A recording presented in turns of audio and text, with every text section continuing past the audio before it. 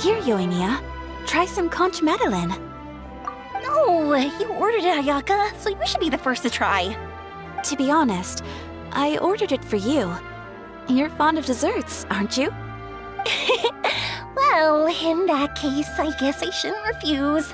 Let's try some together. All right.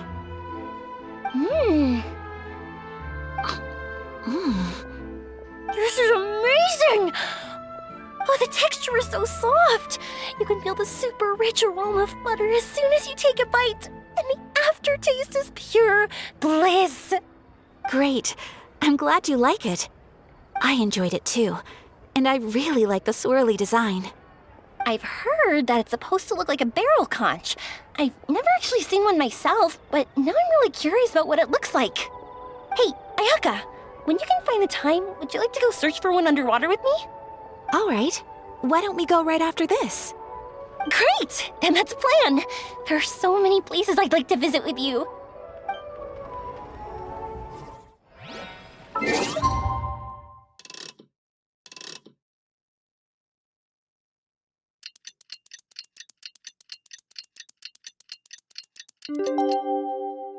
It's finally time to meet up with everyone! Paimon even dreamt of making the film last night. If Paimon remembers right, we're meeting at Hotel de Boer. Let's get going!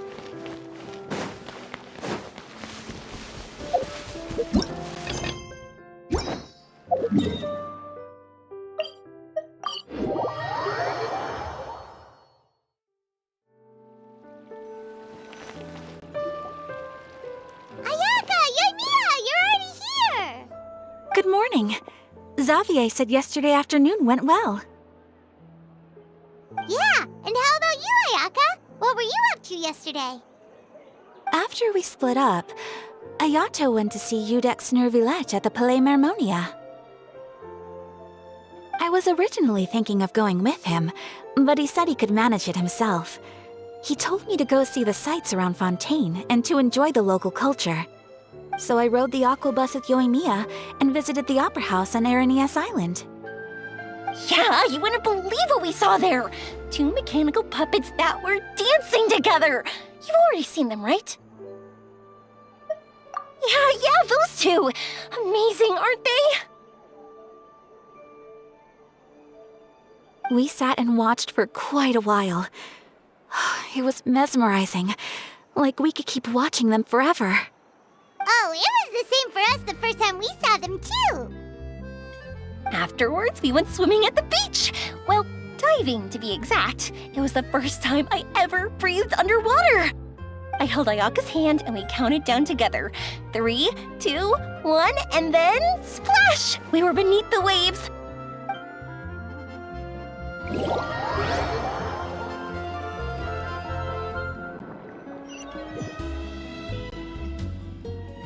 At first, I didn't dare to open my mouth.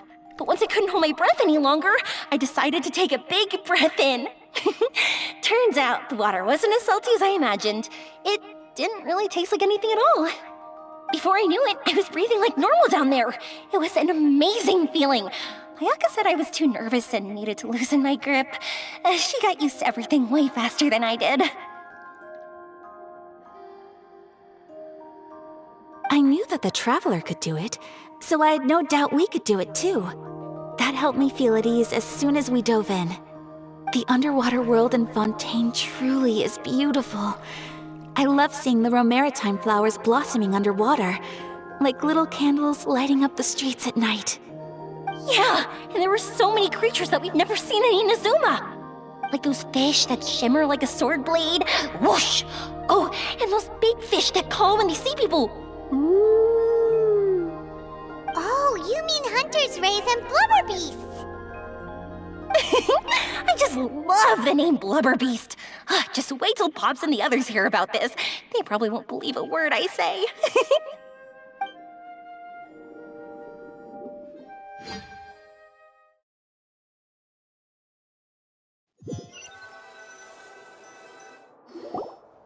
Yoimiya was down there for quite a while.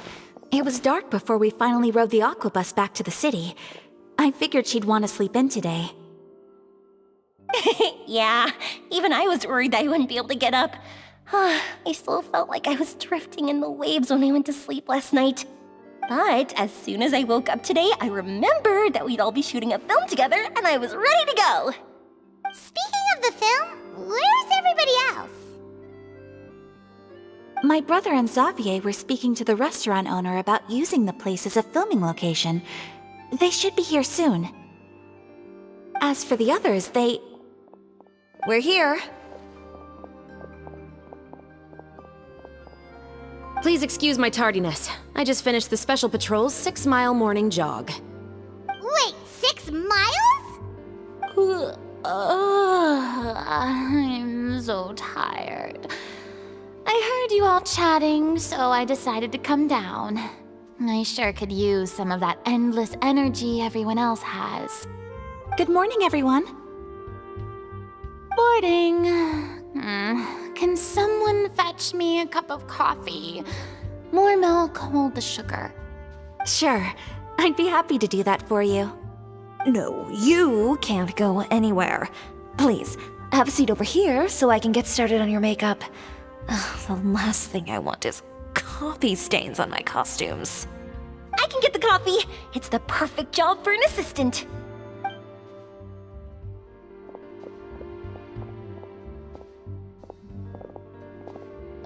So much energy. Seriously, what's her secret? Oh, Yoimiya's always like that. But you sure look exhausted, Farina. It's because you're not used to waking up so early, huh? Of course not. I spent the whole night reading the novel from cover to cover, marking sections that either need to be omitted or adapted. Wow, Paimon didn't expect you to be so thorough. Well, I was the biggest star in Olifontaine after all. It takes more than just a pretty face to earn a reputation like that. I know how to get serious when the situation calls for it. I went all out when I was acting as an Archon, so why wouldn't I do the same for my own life? Here's your coffee, Director Farina.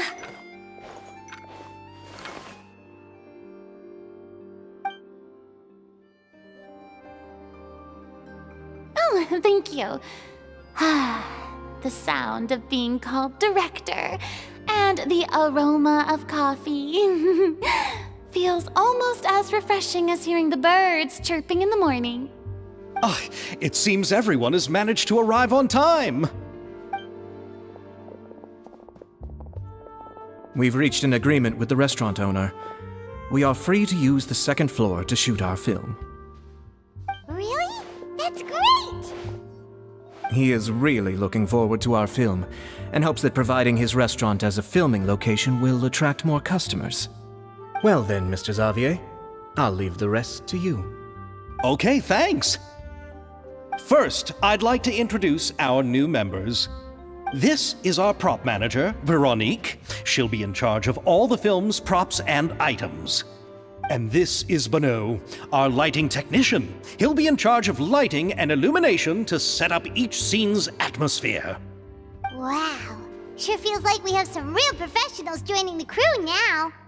First of all, please allow me to first express my sincerest gratitude to everyone in the crew. When my investor informed me yesterday that he wouldn't be able to provide the funds, I really thought that this was the nail in the coffin for this film.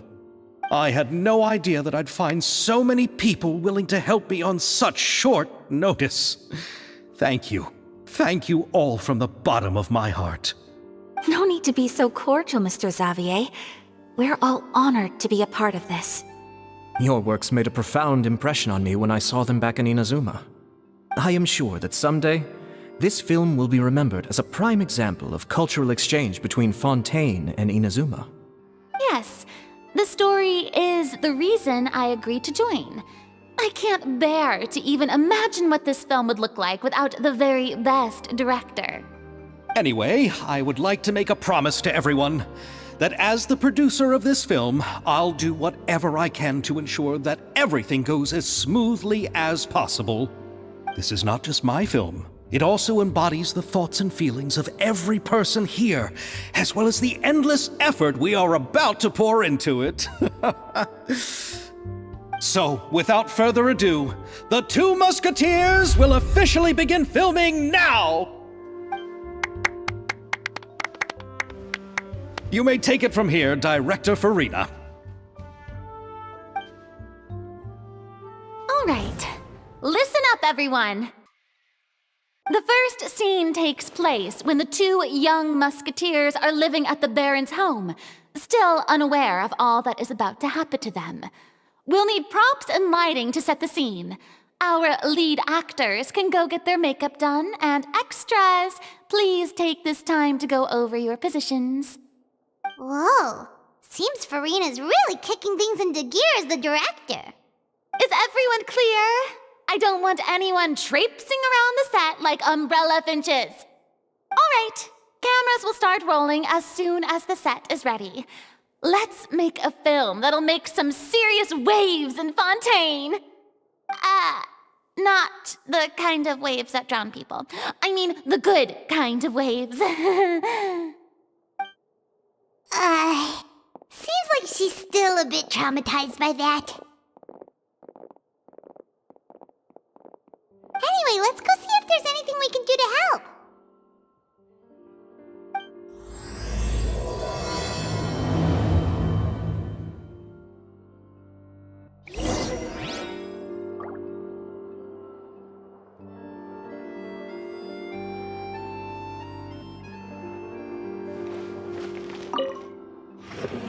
How about here? A little more to the left. You got it. Hey, Mia, do you need a hand? No, I'm fine. You know, doing the lighting is kind of like designing a fireworks show. It's interesting to imagine what kind of atmosphere the lights will create. I heard that the Traveler will be operating the camera and Paimon will be the clapper loader, right? Those roles are just perfect for the two of you. Really? Is that because it'll be easy for Paimon to hold the clapperboard while flying? Well, sure, there's that, but that's not exactly what I meant. I just think that after all your journeys together, you two must have developed a super close bond and just naturally know how to work with each other. If I'm not mistaken, the director will want the cameras rolling as soon as the clapperboard goes clack. Oh, I see! It's amazing to see the magic behind filmmaking. Yoimiya, we need lights over there too. Oh, on it! I've got to get back to work. Chat with you later. Oh, it's exciting to see so many people working together to bring the film to life.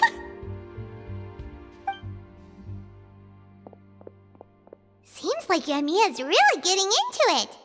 But she was right. We do have a super close bond, don't we? Paimon's really happy to hear that.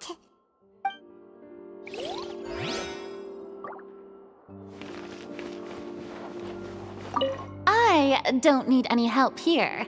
Why don't you try asking someone else?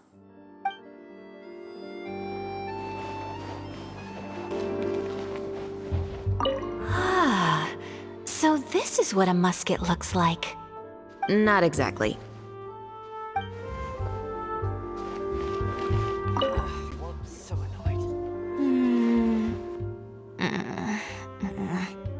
Ayaka has mentioned you to me before. She said that you two were great friends when you were kids. No talking. I'm thinking about how to do your eyeshadow.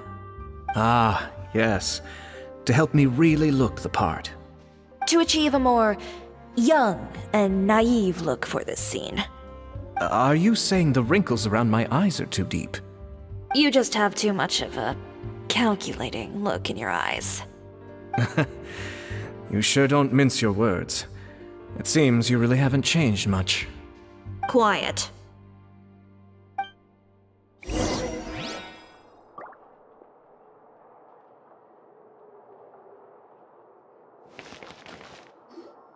So, this is a real musket?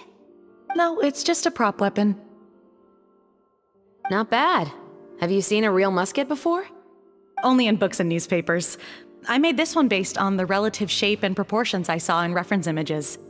When we're filming, some special gunpowder will be applied around the muzzle, which will help create the flash and smoke effects of a real gun being fired. which means it'll be up to the actors to portray the recoil. That's right. The sound effects for gunshots will also be added in post-production. Thank you, Veronique. I think I know where to start now. However, the musket's gears and firing pin could still use some work. Adding some wear on the metallic components will make them appear more realistic. Also, be sure to rub the muskets with some oil each time before we start shooting. That'll give the impression that the firearms have been well maintenanced. Good point. You seem to know a lot, Miss Chevres. I assume you use these types of firearms on a regular basis? Yes, I perform routine maintenance on my weapons every day. Just like we as people need to eat and sleep, muskets need to be cleaned and maintained.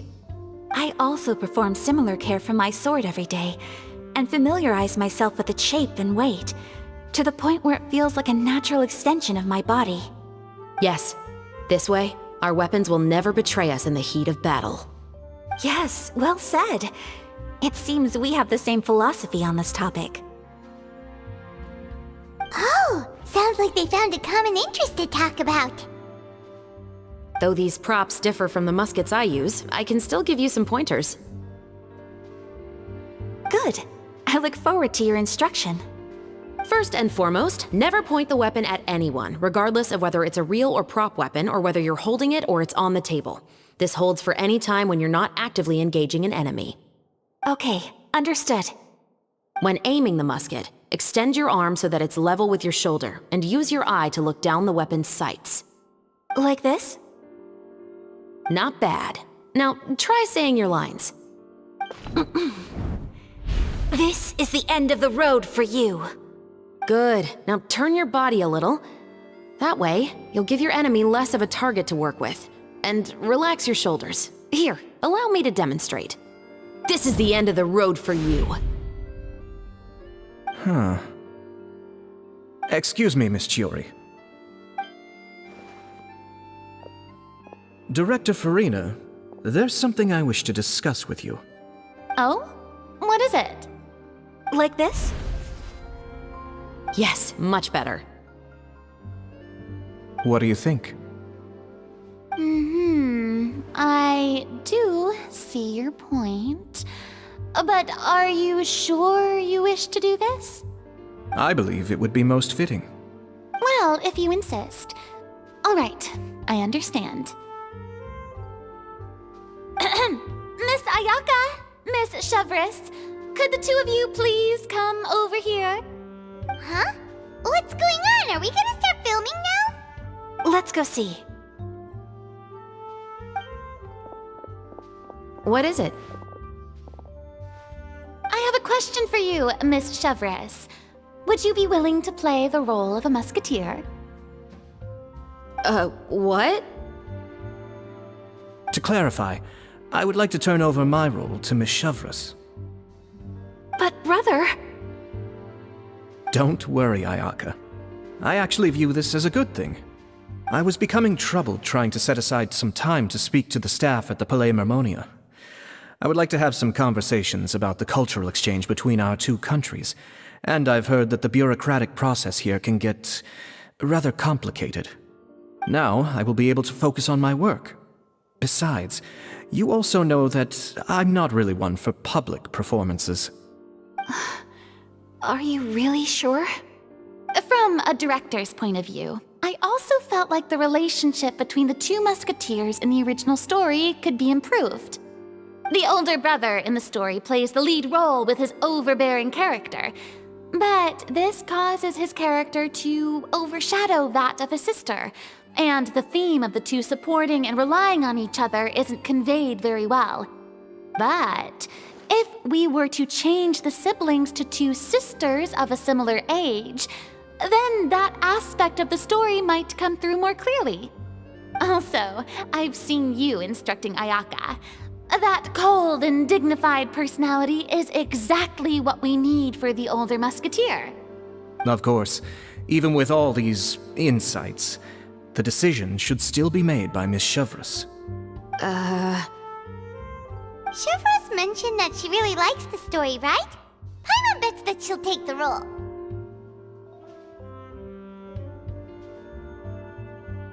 All right, I'll take the role. Good. It's decided then. I'll get started on making edits to the script. We'll also need to make some immediate adjustments to the lighting, props, and costumes. I have a feeling that our adaptation will be even better than the original story. You're doing a great favor for me, Miss Chevreuse. You have my gratitude. Don't mention it. I like this character, so if anything, I should be the one thanking you. Well, since my brother is the one who brought up the idea, I suppose there's no need to worry. Let's go, Miss Chevreuse. I look forward to working with you. Please, just call me Chevreuse.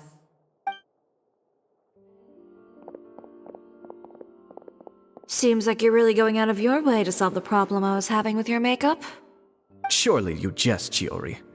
I assure you that I was mostly motivated by a desire to spend more time on formal business. Oh, come on. You really think I'd buy that? According to what I've heard from Ayaka, her brother is someone who can juggle 10 different matters at the same time. I'm sure you have other reasons for backing out. Perhaps. Ayaka always said she wanted to go out and see more of the world, just like the Traveler. But I feel that she needs not only to see other nations, but also to make some different kinds of friends. I think it would be harder for her to make new connections with me constantly by her side. I would like to give her some space. Alright, go on. Spoil her some more. Ayato! It's too bad you're stepping down from the role. Paimon really wanted to see you act as a musketeer. No need to poke fun at me. I'd wager that you also felt that I wasn't the best candidate for the role. It's a little hard for Paimon to imagine you saying those lines. Yes, I've made an appointment to meet some people from the Palais Mermonia. Now, I will have some more time to prepare. Traveler, get the camera ready. Paimon, get the clapperboard. Actors, to your positions. We're about to start shooting the first scene. Go on now. And please take good care of Ayaka. Yep, don't worry. Thank you. I look forward to seeing the film when it's finished. All right. Now that we're all here, let me help set the scene for everyone. The first scene takes place when our two main characters are still living at the Baron's estate. They've been ostracized and verbally abused by others in the household, but they still have no idea why. We want to capture how naive and innocent they are despite their pain. Chevreuse will be playing the role of the older sister, Tulip, and Ayaka will be the younger sister, Iris. Be sure to get close-ups of the main characters at the right moment. Silence on the set! Lights! Camera! Action! Let's go! Tulip, Mother's been out for quite a while now. Perhaps she went to pick some flowers on the way home. You know how she loves flowers. Iris, Tulip! I'm home!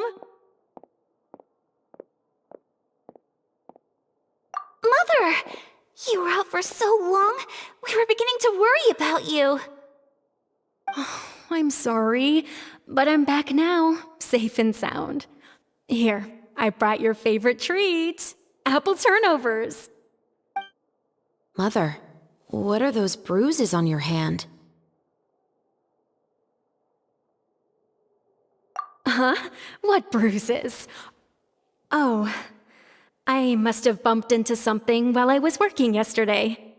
But I didn't notice them this morning. Then perhaps they're from when I accidentally tripped when I was out just now. By the way, did you have fun playing at home?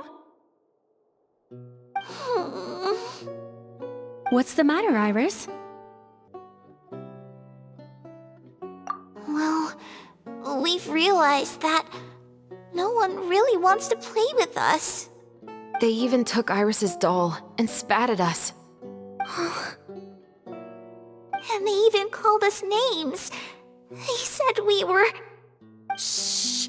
It's all right. Don't worry. Girls, listen to me. It doesn't matter what anyone says. Don't listen to them. No one can define you with such words. You both have wonderful lives ahead of you. Just like your names. You will both blossom like beautiful flowers. Maybe your time to blossom hasn't quite come yet, but one day, you two will bloom more beautifully than anything else. Don't let the soil you're in now ruin your future beauty. Understand? My dear daughters. And cut! Not bad. The actors' emotions were all on point. Let's keep that take. Also, if our clapper loader could avoid shouting at the start of the scene next time. Oh, got it. Great. I was a little worried that my nerves would get the better of me. What about you, Chevros? I felt fine. The lines weren't too difficult at all. Seems like Farina must have adapted the role nicely. You two were great. I couldn't tell it was your first time acting in a film. You should have more confidence. Thank you for your encouragement. Positions, everyone! We'll move on to the next scene after we try a few more camera angles.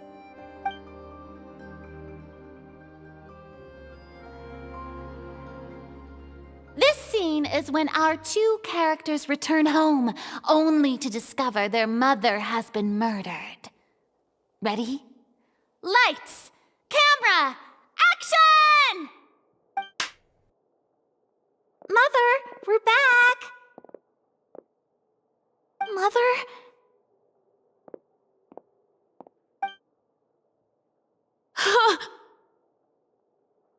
What's wrong, Tulip?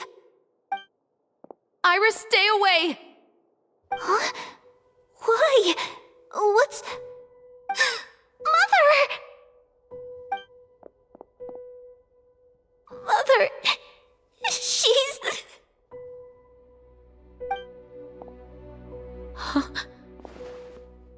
There's poison in this cup. Huh? I could have sworn I've seen this kind of cup before. Those aristocrats. They didn't even try to cover up their actions.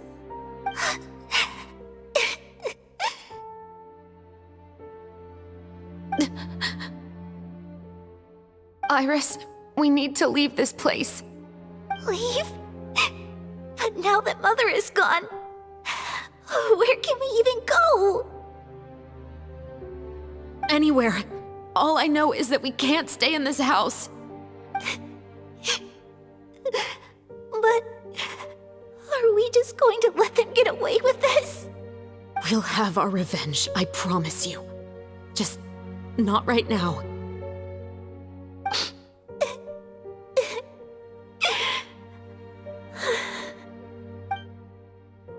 Come on, let's go. No, wait. We can't just leave Mother here like this. At least let me leave this rose with her. That's why we went out in the first place. To buy her this flower. All right. Goodbye, Mother. We'll avenge you. Someday. And cut! Beautiful! Great performance! Oh my, you're so amazing, Ayaka! And were those real tears I saw? How did you do it? I was surprised too. Thank you for the kind compliments. Actually, as soon as Director Farina said action, I told myself not to think about anything. I just felt the weight of the moment and became the character. It's quite similar to practicing the art of the sword. You clear your mind and focus only on what's happening in front of you. Ayaka's performance was amazing. Have I discovered an acting prodigy? Pipe down, everyone! We need to move on to the next scene!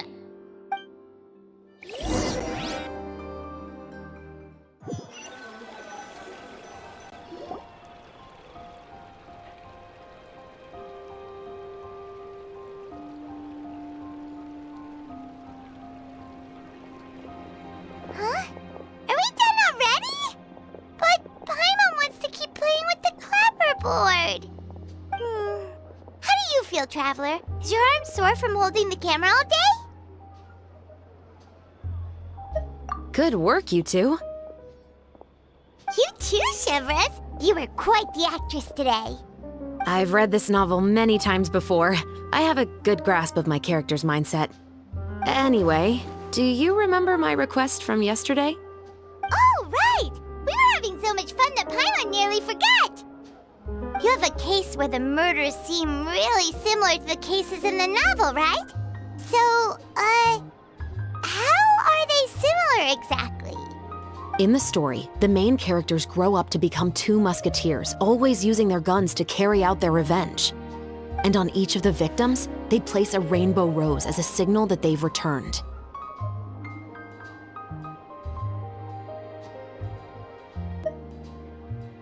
Yes, that's correct. We found rainbow roses just like in the novel. Seems like you're connecting the dots now. Oh, that does sound pretty concerning. Especially after seeing the script today.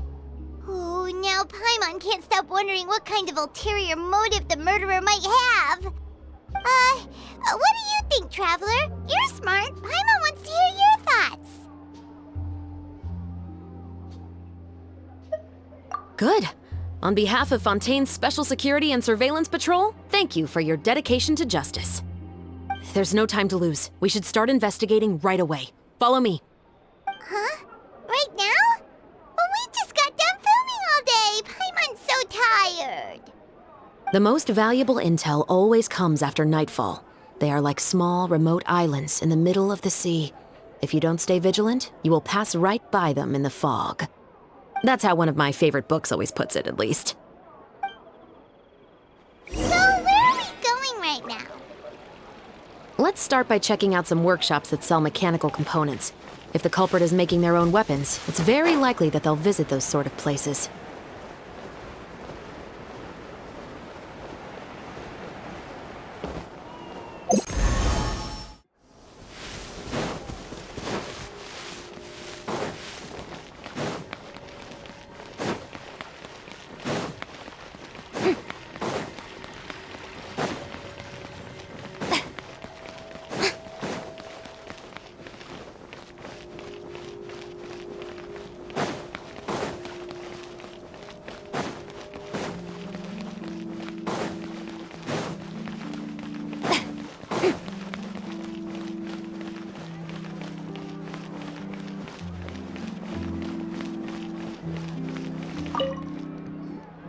Welcome to Le Show's Clockwork Workshop. How can I help you?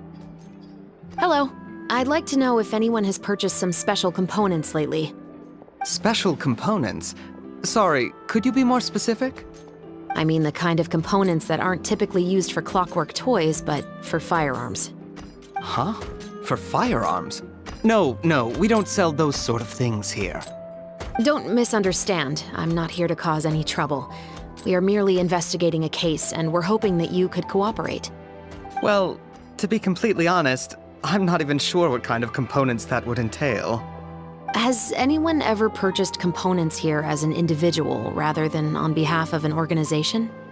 We have a lot of customers who buy toys, but those who buy components are all regular customers who buy in bulk on behalf of their organization. Is that so? I understand. Thank you for your cooperation. You're welcome. It's the least I can do.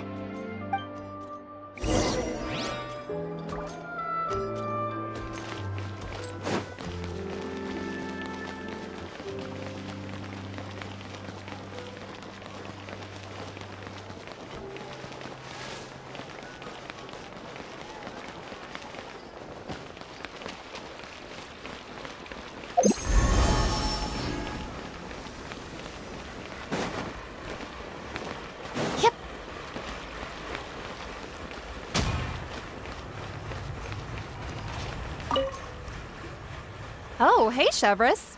Run out of oil for your musket again? Hello, Estelle. I want to know if anyone has come to your shop recently to order some firearm components. Oh, is this another case? Let me think. I don't think so. Some people have requested that I make some prop guns for the Fontanalia Film Festival. but I refused all of those requests. Oh? Why's that? Because there's no profit! I only make things here that can do some real heavy lifting.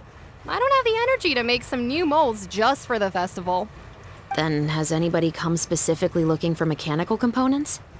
Well, I usually sell off my scrap to the Fleuve Cendre. I don't typically give them to one specific person. I understand. Thanks for your cooperation. Don't mention it. Always happy to have the Musketeers' patronage. Seems like we haven't found any leads to go off yet. Yeah, unfortunately. All right, let's head to Fleuve Cendre next. Huh? Are you sure? People might not be so thrilled to see the captain of the special patrol there. You think so, huh? Then I guess you don't know. Huh? Know what? That I grew up in Fleuve Cendre.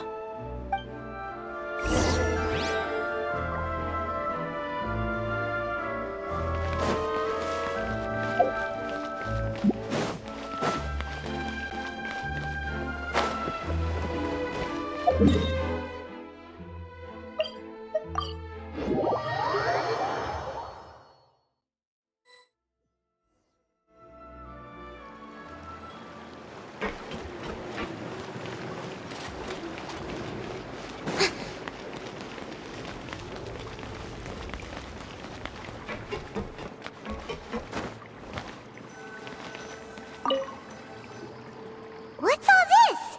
Some broken planks and barrels, as well as some liquor bottles? Yes, but have a closer look, Paimon. Hmm? Even though somebody has purposefully tried to clean them up, these are obviously marks from musket bullets. In other words, someone was here trying to improve their shot. They were using the barrels and bottles for target practice. Could it have been the killer? Your guess is as good as mine. Although many people at Fleuve Cendre own guns, few hide the fact from others. And even fewer would go to such lengths to hide markings from practice shots. Anyway, let's go. There might be more to this.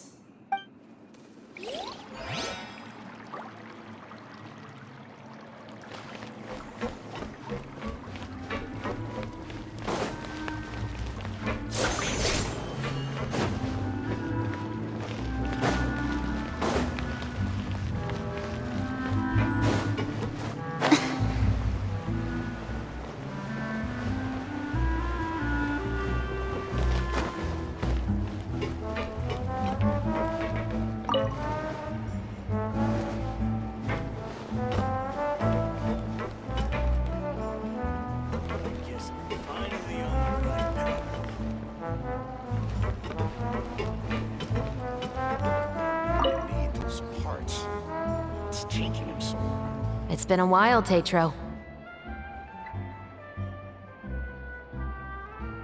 Please, just get on with your request. I want to know if you've heard anybody talking about muskets lately. Information isn't free, you know. I've heard that bandits have been extremely active in the countryside recently, and they've been affecting the delivery of goods to Poisson. I can allocate some more manpower to help out with that problem. What do you say? You're still as helpful as ever. One of our men got drunk at dinner about a month ago and lost his gun.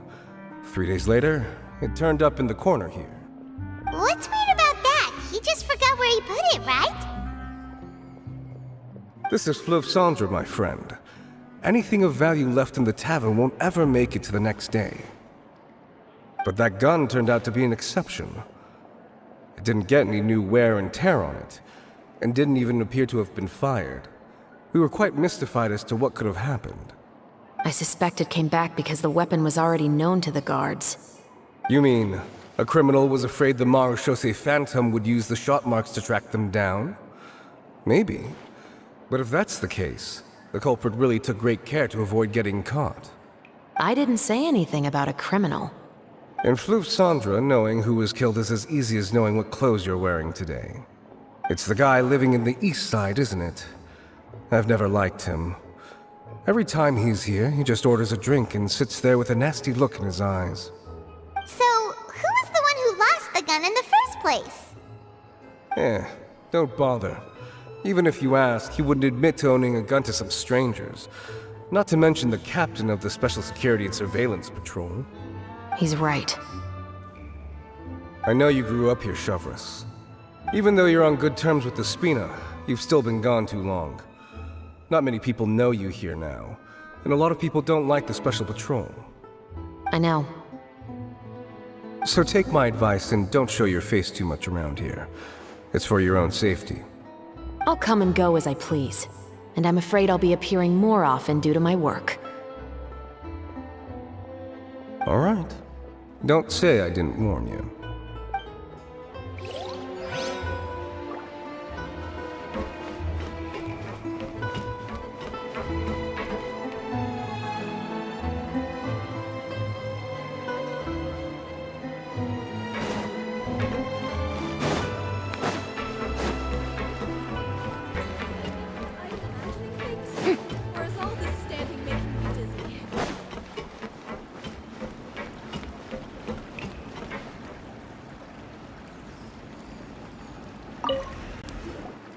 Hello, I'd like to ask some questions. I don't know anything. Don't worry, I'm not here to arrest anybody. You say that now. It's the truth. Here, take this as my guarantee.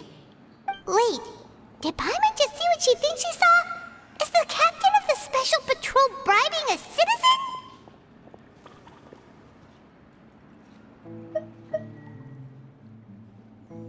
Seems you're different from the other guards. What do you want to know? Have you heard anything related to Muskets and Fleuve Cendre lately? Anything at all? Muskets, huh? All I know is that about 2 weeks ago, we started hearing some loud noises at night. So loud that it's been waking me up. Were they gunshots?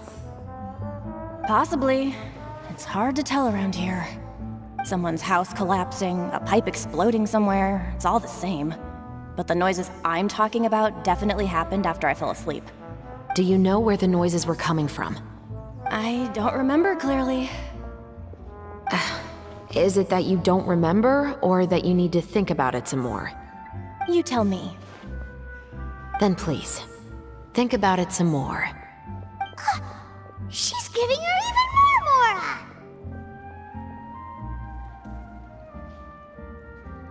The noises came from the end of the Southern Waterway. I came out and had a look for myself and I wasn't sleeping well, but I didn't dare get too close. That's all I know.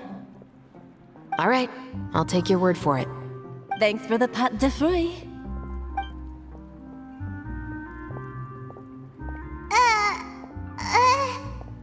No need to be surprised. I grew up here, remember? I know how to get people around here to talk.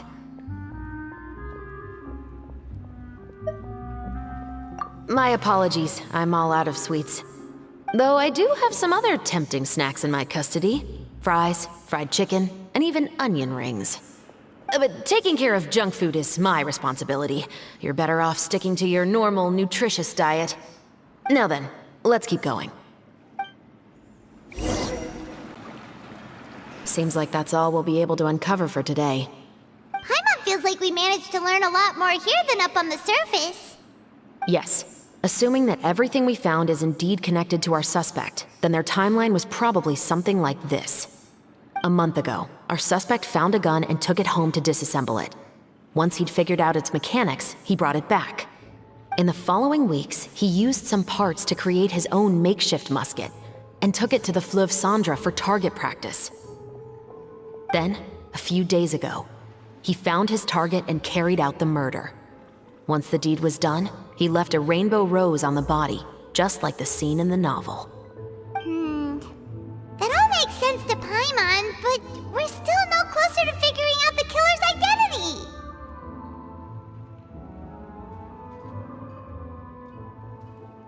The deceased was a resident of Fleuve Cendre. It's said that he was a poor, solitary man.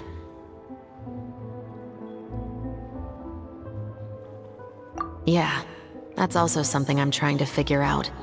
If we are indeed following the novel, and there's a story behind the murder, then this murder should be an act of vengeance. But according to our investigation, the deceased didn't have any enemies. He was no saint, but no one's heard of a rival who hated him enough to shoot him dead, much less care to leave a rose on his body. What message is the killer trying to convey, and to whom exactly?